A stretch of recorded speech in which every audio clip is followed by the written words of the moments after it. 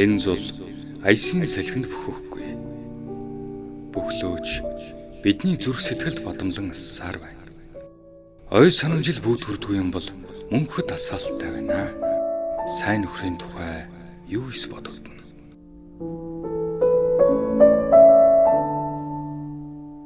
Найз минь ажлын ширээндээ суусан шиг бодогдно. Одоо эзэн биеийн нүгүй болсон ч эрхэлсэн ажил нь буцалсаар байж.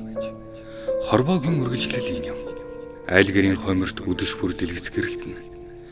Чин сэтгэлийн гэрээ хөврөн. Бид сэтгэлдээ чамтай ир.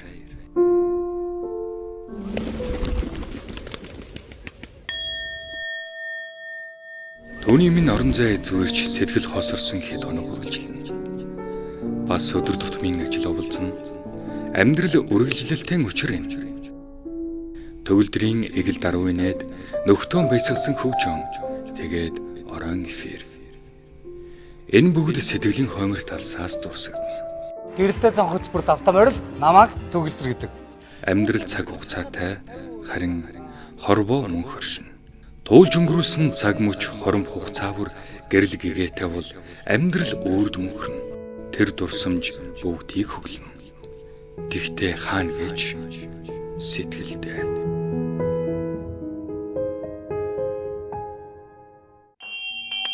Энэ орчлонгийн амьрлангуйд бодол сэтгэлийн төвлөрүүлэхэд түүний минь хамаг сайхан бүхэн амьдралын утга учир болон цацрана. Бодох бүрт сэтгэл сэмэрч зүрх базлана. 40 жил гэж юу вэ? Юу ч бүтээгээгүй нэгэнд хов хоосон чилийсэн урт хугацаа. Орон зай цаг мөчтөө өрсөн хөдөлж бүтээж уралдж явсан хүнд ахархан хугацаа. Амьдралаа гэж. Амьдрал залуу нөхрийг минь холын хол дуудаад явчлаа. Энэ зам их холоо. Ширүүн урсгалтай гол шиг нь хорвоод бид хөвгөлдөөд хамттан завгүй явсан. Чамаагаан өгүүлэх бүрт бидний сэтгэлийн хомирт чиний минь зул бадамлан гэрэлтсээр байна. Байх үед нь өгүүлэхгүй ч байхгүйд нь үгүйсээр суух хүчиртэй юм да.